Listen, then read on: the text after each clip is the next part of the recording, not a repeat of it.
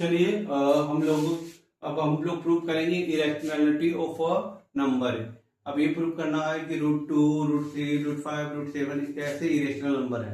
उससे पहले हम लोग ये एक थ्योरम है, इस पर डिस्कस कर लेते हैं। अब हमारे पास क्या है, लिखा हुआ है कि let p be a prime number. P कोई प्राइम नंबर है। अब कोई मान लीजिए कोई नंबर है कंपोजिट नंबर, तो इसके prime P1, P2, P3 P N तक होगा, तो उन्हीं में से कोई P है। ठीक है, if P divide A square, अगर P ए डिवाइड को स्क्वायर करता है, P ए स्क्वायर को अगर डिवाइड करता है, कहने का मतलब है P ए स्क्वायर को डिवाइड करता है, तो P आल्सो डिवाइड ए। ठीक है, जहां पे क्या है, ए कोई पॉजिटिव इंटीजर है। अब इसको तो मैं आपको एग्जांपल के सहायता से समझाता हूं। सपोज दैट आपके पास कोई नंबर है 36। ओके, आप 36 का जब प्राइम फैक्टर करेंगे तो आपके पास मिलेगा 2 इंटू 2 इंटू 3 इंटू 3। यू कहें 2 के पावर 2 इंटू 3 के पावर 2 आएगा इक्वल टू 36। जब इसके जो प्राइम फैक्टर इसमें से मैंने मान लीजिए P बराबर मैंने ले लिया 2, P बराबर 2 ले लिया, और ए स्क्वायर की जगह पे मैंने 36 ले लिया। अब जरा गौर कीजिए कि जो 2 है 36 को डिवाइड कर रहा है ना, जो है 36 को 2 डिवाइड कर रहा है, तो कितना आ रहा है 18। क्लियर है, तो ये जो 36 क्या था आपका 6 का होल स्क्वायर के बराबर था। 6 का होल स्क्वायर यानी 6 स्क्वायर का बराबर 36 था, यानी 2 36 को डिवाइड कर रहा है तो 18 आ जा रहा है। इसका मतलब, कहने का मतलब है कि जब 2 36 को डिवाइड कर रहा है यानी 6 ए स्क्वायर को, तो 2 6 को 2 भी डिवाइड करेगा। कहने का मतलब है कि 2 divides 36 which is 6a square, तो 2 divides also 6 है ना। आई होप समझ में आ गया होगा। जब 2 36 को डिवाइड करता है, 36 यानी 6 का स्क्वायर को डिवाइड कर रहा है, तो 2 6 को भी डिवाइड करेगा। तो बस इस थ्योरम का इतना ही हमें समझाना था, और इसी का यूज करके थोड़ा सा यूज होगा इरेशनैलिटी प्रूव करने में। √2 इरेशनल है, prove that √3 is an irrational, prove that √5 is an irrational. तो उसी इरेशनलिटी में हमें ये प्रूव करना है। तो ये आपको आई होप समझ में आ गया होगा। फिर से एक बार दोहरा देते हैं। ये थ्योरम कहना चाहता है कि कोई P कोई प्राइम नंबर है, ठीक है, अगर P ए स्क्वायर को डिवाइड करता है तो P ए को भी डिवाइड करेगा। कहने का मतलब ये है कि हमने P की जगह ले लिया 2, जो कि 36 का कोई प्राइम फैक्टर है। ठीक है, तो जो 2 है 36 को डिवाइड करता है यानी 6 स्क्वायर को डिवाइड करता है, तो 2 6 को भी डिवाइड करेगा। आई होप क्लियर होगा डाउट। आप इसी पे प्रूव करते हैं irrationality of number. Irrationality of number कैसे प्रूव करेंगे, एक एग्जांपल के थ्रू आपको समझाते हैं। चलिए हम लोग देखते हैं prove that √2 is an irrational number. आइए, और ये बेस्ड है प्रूफ ऑफ कॉन्ट्राडिक्शन पे। कॉन्ट्राडिक्शन का मतलब होता है कि आप उसको पहले आप सही मान लेते हो, जो गलत चीज है उसको सही मान लेते हैं, मानते हैं हम लोग, है ना, एजम्पशन करते हैं। ठीक है, तो हम लोग उसका पहले एजम्पशन कर लेते हैं कि ये रूट क्या है, √2 रैशनल नंबर है।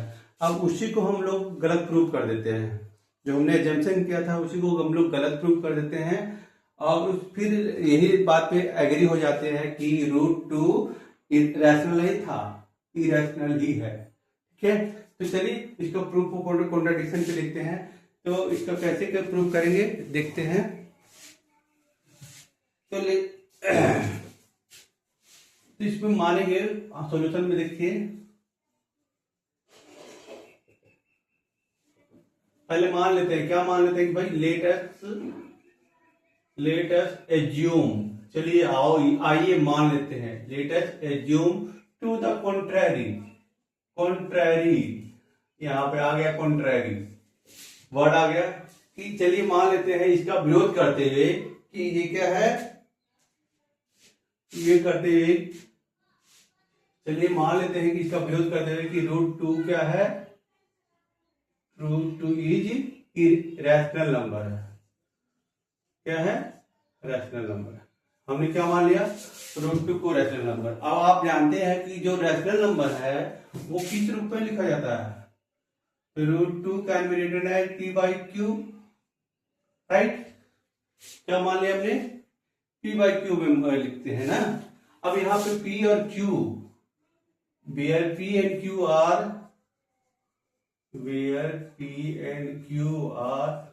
को-प्राइम। अब को-प्राइम का मतलब समझ लीजिए। को-प्राइम क्या होते हैं?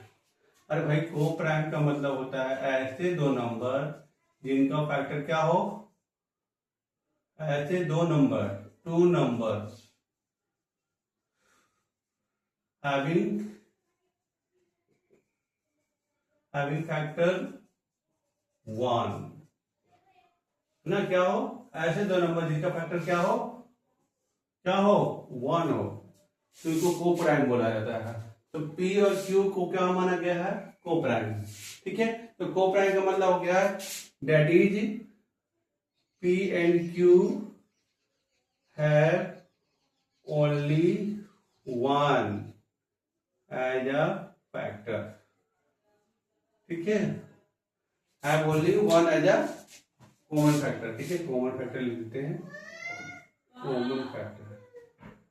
हमने क्या मान लिया? 1 एज अ कॉमन फैक्टर। ठीक है, अब चलिए अब इसको रीअरेंज करते हैं। तो आप इसको इधर लेके आइएगा। तो ऑन रीअरेंजिंग क्या मिलेगा?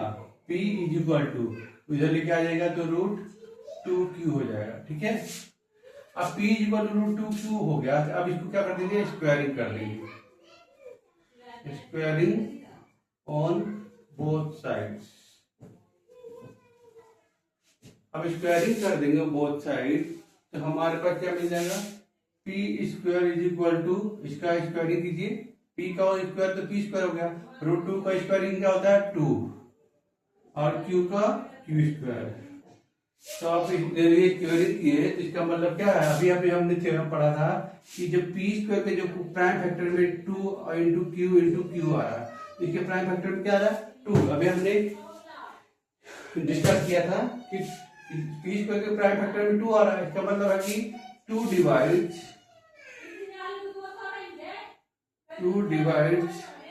p², then 2 also divides p। okay, 2 divide p², then 2 also divide p। I hope clear हो गया होगा। अब इससे पहले मैंने थ्योरम डिस्कस किया था। अब जब ये 2 डिवाइड करता है p को, तो मान लीजिए p को 2 डिवाइड करता है, तो यहाँ पे क्या आएगा? कोई क्वोशिएंट आएगा, है ना। चलिए क्वोशिएंट देखते हैं। इसको एक नंबर, पहला नंबर दे देंगे, तो यहाँ पे क्वोशिएंट मान लेते हैं c आता है। ठीक है, तो अगेन फिर लिख सकते हैं p बराबर क्या आ जाएगा? 2c।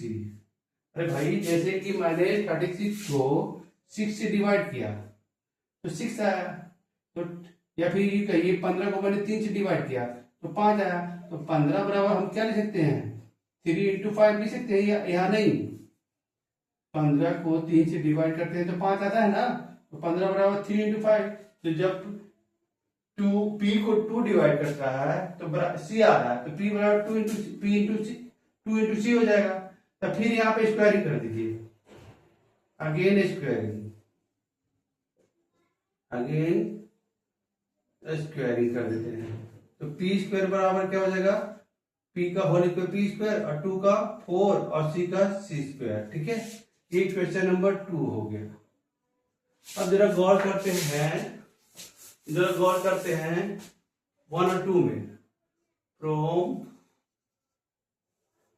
1 and 2। तो गौर करेंगे कि जो p² है 2q² के बराबर है और p² है 4c² के बराबर है, यानी हम लिख सकते हैं 2q² बराबर क्या आ जाएगा? 4c²। तो ये 2 से 2 कट जाएगा, 2 2 जा 4, तो q² बराबर क्या आएगा? 2 इंटू c। अब बताइए q² के प्राइम फैक्टर में फिर 2 आ गया, तो यही वाला हम थ्योरम जो भी पढ़ाए थे और ये यहाँ पे लिखे वही लिखेंगे। 2 divides q square, then 2 also divides q. 2 divides q square, then 2 also divides q.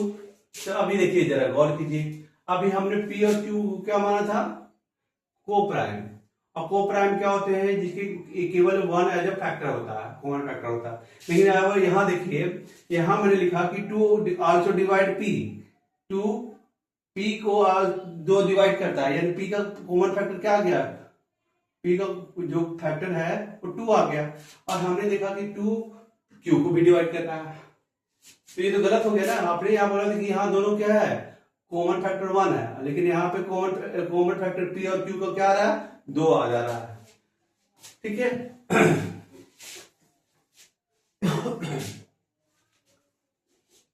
तो यहां पे देखिए, therefore p and q have common factor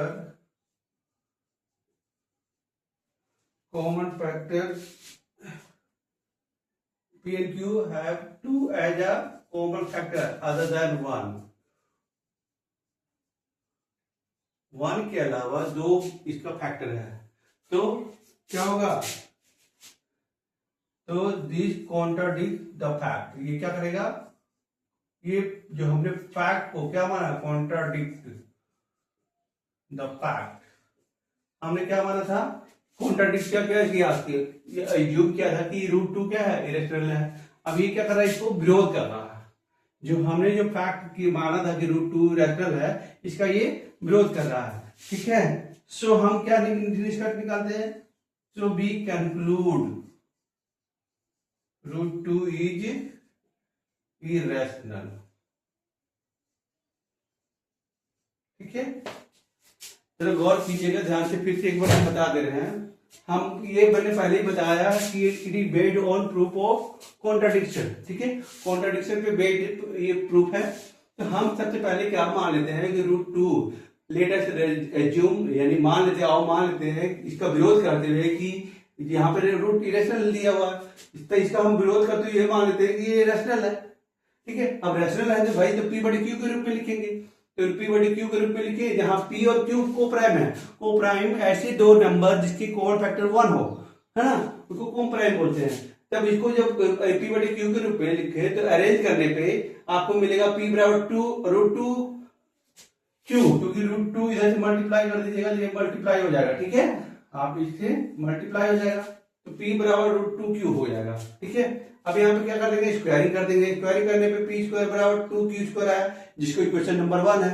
अब इससे पहले मैंने डिस्कस किया था कि अगर p स्क्वायर के प्राइम फैक्टर में 2 आ रहा है, p स्क्वायर के प्राइम फैक्टर में 2 आ रहा है, तो 2p स्क्वायर को डिवाइड करेगा तो 2p को भी डिवाइड करेगा, यानी p का यहाँ पे कॉमन फैक्टर 2 आ गया। ओके, चलिए अब p को डिवाइड कर रहा है 2, तो वहां क्वोशेंट आएगा किसी, जैसे 15 को 3 से डिवाइड कर रहे हैं तो 5 आएगा, तो 15 बराबर क्या हो जाएगा, 3 गुने 5। इसी तरह p बराबर 2 इंटू सी हो जाएगा 2c। अब इसको फिर स्क्वायरिंग कर देंगे, इस चीज को हम स्क्वायरिंग कर देंगे तो हमारे पास मिलेगा p स्क्वायर बराबर 4c स्क्वायर। इसको हम सेकेंड नंबर क्वेश्चन लेंगे। अब देखिए 1 और 2 में ये दोनों p स्क्वायर क्या हो गया, बराबर हो जाएगा, फिर इधर वाला पार्ट दोनों आपस में इक्वल हो जाएगा। तो इसलिए यहाँ पे लिखा हुआ है, तो 2 से डिवाइड किए तो 2 से कट गया, 2 2 जो 4। अब ये q स्क्वायर के प्राइम फैक्टर में 2 इंटू सी आ गया। अब यहाँ भी देखिए 2 प्राइम फैक्टर के रूप में आ रहा है q स्क्वायर का, तो 2 डिवाइड करेगा q स्क्वायर को, तो 2 q को भी डिवाइड करेगा। अब यहाँ देखिए, यहाँ और यहाँ कंडीशन में अब p और q का दोनों का जो प्राइम फैक्टर आ गया, क्या आ गया, 2 आ गया। कॉमन प्राइम फैक्टर 1 के अलावा 2 आ गया, इसलिए लिखा गया therefore p and q have 2 as a common factor other than 1। इसका मतलब है कि ये जो हमने फैक्ट माना था कि √2 इरेशनल है, इसको विरोध कर रहा है। अब विरोध कर रहा है तो हम क्या निष्कर्ष निकालते हैं, यही निष्कर्ष निकालेंगे कि √2 इरेशनल है। अगर ये समझ में आ गया होगा इरेशनलिटी नंबर, इसी तरह से आप √3, √5, √7, √11, √13, √17, √19 आप इसको भी सोल्व करते हो। अगर ये अच्छे से समझ में आ गया √2 तो ये सारे आपके सोल्व हो जाएंगे। ठीक है, आप करके देखिएगा, प्रैक्टिस करके देखिएगा, और ना आए तो नीचे कमेंट में जरूर डालिएगा, हम उस पर वीडियो बना देंगे। ठीक है, धन्यवाद।